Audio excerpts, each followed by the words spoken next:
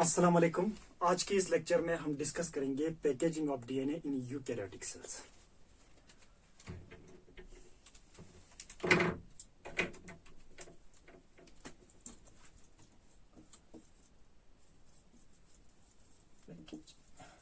of DNA in case of in eukaryotic cell.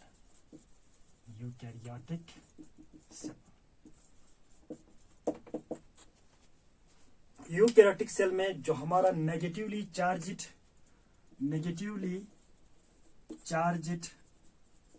DNA जो molecules होता है, negatively charged DNA molecules इस coiled या इस bend with the positively charged histone proteins.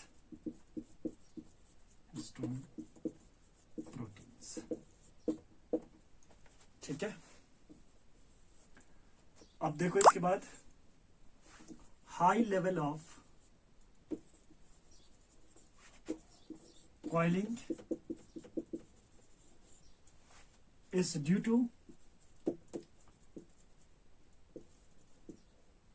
non-histone chromosomal proteins, और इसको हम शॉर्ट फॉर्म में किस तरह से लिखते हैं? NHC। NHC का फुल फॉर्म होता है नॉन हिस्टोन क्रोमोसोमल प्रोटीन्स। इसकी वजह से क्या होता है? हाई लेवल जो हमारे क्रोमोसोम्स मेटाफेज स्टेज में जो क्रोमोसोम का फॉर्मेशन होता है वो किसकी वजह से बनते हैं? नॉन हिस्टोन क्रोमोसोमल प्रोटीन्स की वजह से। अब देखो, आप लोगों को मालूम होगा डीएनए का चार्ज क्या होता है? Negative due to the presence of the phosphate. हम इस तरह से लिखते हैं PO4 3 नेगेटिव चार्ज होते हैं यहाँ पे। इसकी वजह से होल जो डीएनए का चार्ज होते हैं वो क्या होता है? नेगेटिव होता है। और यहाँ पे जो यूकैरियोटिक सेल है उसके न्यूक्लियस के अंदर एक पॉजिटिवली चार्ज्ड बेसिक प्रोटीन्स होते हैं जिसका नाम है हिस्टोन प्रोटीन्स। और ये हिस्टोन प्रोटीन्स क्या बनाते हैं? हिस्टोन ऑक्टामर बनाते हैं, जिसके ऊपर हमारा डीएनए इस तरह से क्या होते हैं? कॉइलिंग होता है। और इसीलिए हमारा जो 2.2 मीटर लॉन्ग डीएनए है वो इतने से छोटे जगह में न्यूक्लियस का डायमेंशन कितना होता है? 10⁻⁻⁶ मीटर। और जबकि हमारा लेंथ ऑफ द डीएनए क्या है? 2.2 मीटर लॉन्ग होता है। तो इतने स्मॉल जगह में इतना लॉन्ग डीएनए क्या होता है? फिट आते हैं। ठीक है। अब सबसे पहले हम इन दोनों का डिफरेंस देखेंगे, difference between the histone and non histone proteins.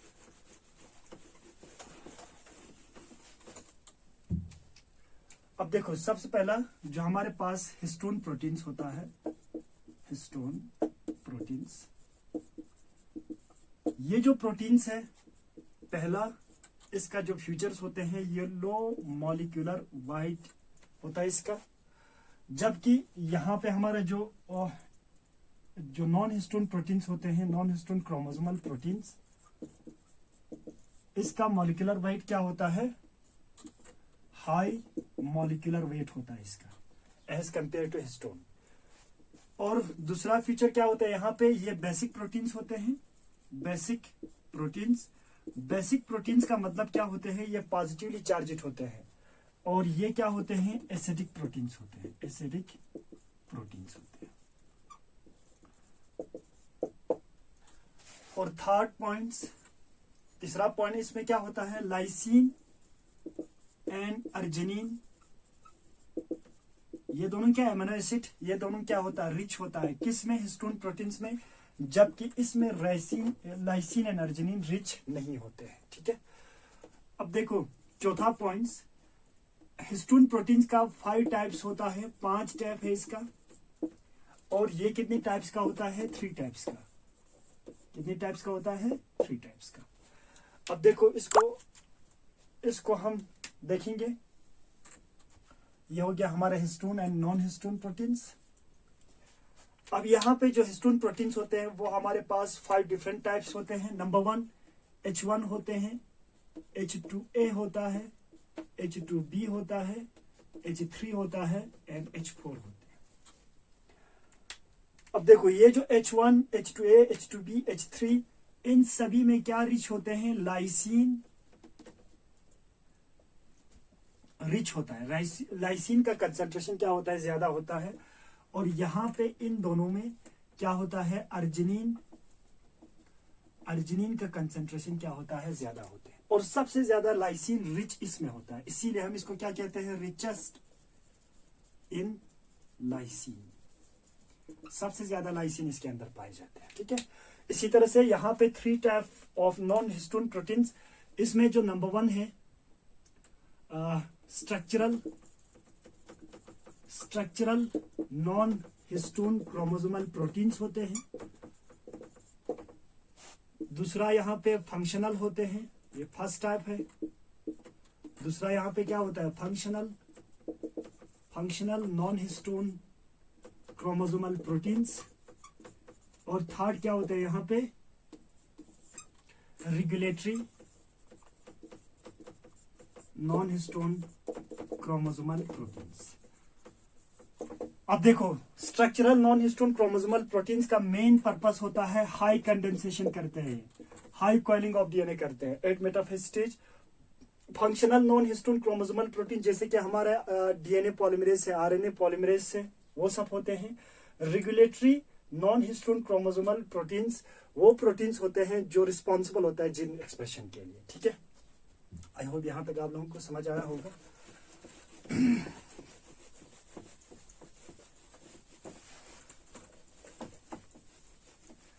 अब देखो, न्यूक्लियोसोम मॉडल ऑफ डीएनए, या डीएनए क्या बनाते हैं, न्यूक्लियोसोम बनाते हैं। कैसे बनाते हैं अब हम उसको समझते हैं।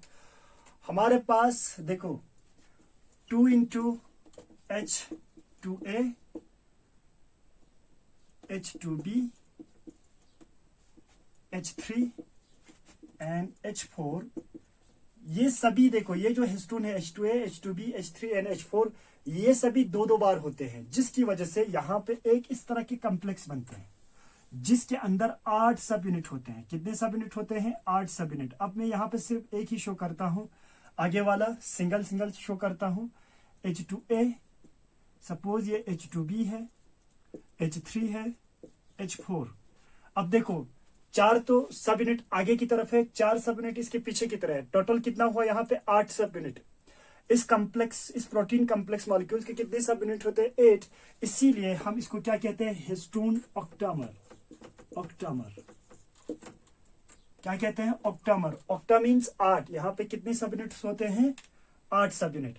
अब इसके ऊपर क्या होता है, हमारा जो डीएनए मॉलिक्यूल्स है कुछ इस तरह से, यहाँ पे क्या होता है, डीएनए इस तरह से कॉइलिंग हो जाते हैं। डीएनए इस तरह से इसके ऊपर क्या होता है, बेंड होता है इसके ऊपर। क्यों बेंड होता है हमारा डीएनए इसके ऊपर, क्योंकि देखो इस हिस्टोन का जो ऑक्टामर है, ये क्या है हमारा हिस्टोन ऑक्टामर, मैं यहाँ पे लिखता हूं हिस्टोन ऑक्टामर है। और इसका चार्ज क्या है, पॉजिटिव चार्ज, क्योंकि ये लाइसिन एंड अर्जिनिन का बना है। ये लाइसिन एंड अर्जिनिन क्या है, बेसिक अमीनो एसिड्स है। और डीएनए का चार्ज क्या होते हैं, ये हमारा डीएनए मॉलिक्यूल्स है। और इसका चार्ज क्या होते हैं, इसका चार्ज नेगेटिव होता है। इसका चार्ज क्या होता है, नेगेटिव होता है, due to the presence of phosphate. अब अपोजिट चार्ज एक दूसरे को क्या करते हैं, अट्रैक्ट करते हैं, जिसकी वजह से ये यहाँ पे इस तरह से बॉन्ड्स बनाते हैं। और यहाँ पे देखो और एक टाइप का हिस्टोन होते हैं जिसको हम क्या कहते हैं, H1 हिस्टोन। ये इन 2 एंड्स को आपस में क्या करते हैं, सील करते हैं। ये कौन सा हिस्टोन है, H1 हिस्टोन। इसीलिए H1 हिस्टोन को हम क्या कहते हैं, लिंकर भी कहते हैं, लिंकर हिस्टोन भी कहते हैं। H1 को हम क्या कहते हैं, लिंकर हिस्टोन भी कहते हैं। तो ऑक्टामर का पार्ट नहीं है H1 हिस्टोन, बाकी ये सभी क्या होता है, ऑक्टामर का पार्ट से ये ट्वाइस इन नंबर होते हैं। और इस स्ट्रक्चर को हम क्या कहते हैं, न्यूक्लियोसोम कहते हैं। इस स्ट्रक्चर को हम क्या कहते हैं, न्यूक्लियोसोम कहते हैं, न्यूक्लियोसोम्स। हमारे न्यूक्लियस के अंदर हमारा डीएनए मॉलिक्यूल्स इस तरह से प्रेजेंस होता है। बहुत सारा इस तरह से क्या होते हैं, हिस्टोन ऑक्टामर होते हैं। और इसके ऊपर क्या होता है, हमारे डीएनए इस तरह से कॉइलिंग फॉर्म में प्रेजेंस होते हैं। अगर हम इलेक्ट्रॉन माइक्रोस्कोप पे ऑब्जर्व करें तो ये हमारा सपोज थ्रेड है डीएनए का, और इस तरह से यहाँ पे प्रेजेंट होते हैं। और इस स्ट्रक्चर को हम क्या कहते हैं, बीड्स ऑन स्ट्रिंग। इसका मतलब क्या होते हैं, एक धागा है, उस धागे पे धागे के ऊपर मोती लगाया हुआ है, ठीक उसी तरह से दिखाई देते हैं हमारे क्रोमोसोम्स इंटरफेज स्टेज में। अब जब ये सेल डिवाइड करेगा उस टाइम पे क्रोमोसोम इससे ज्यादा क्या हो जाएगा, कंडेंसेशन करेगा। और कंडेंसेशन करने के लिए कौन से प्रोटीन रिस्पॉन्सिबल होता है, non histone chromosomal proteins. I hope you will understand. देखो इसको कहते हैं क्रोमेटिन। क्रोमेटिन का मतलब DNA plus protein, DNA plus protein.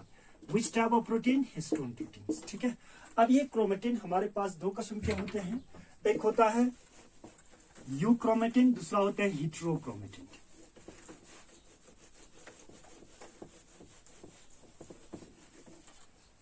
जो हमारे पास क्रोमेटिन है ये हमारे पास दो किस्म के होते हैं, एक होता है यूक्रोमेटिन, एक होता है यूक्रोमेटिन, दूसरा होते हैं हेटेरोक्रोमेटिन। हेटेरोक्रोमेटिन। अब देखो इन दोनों में डिफरेंस क्या होता है इसको समझो। यूक्रोमेटिन जो होता है जब इसको स्टैनिंग करते हैं तो ये क्या होता है, लाइट कलर लेते हैं, ये डार्क कलर नहीं लेते हैं, ये क्या होते हैं, डार्क कलर ले लेते हैं।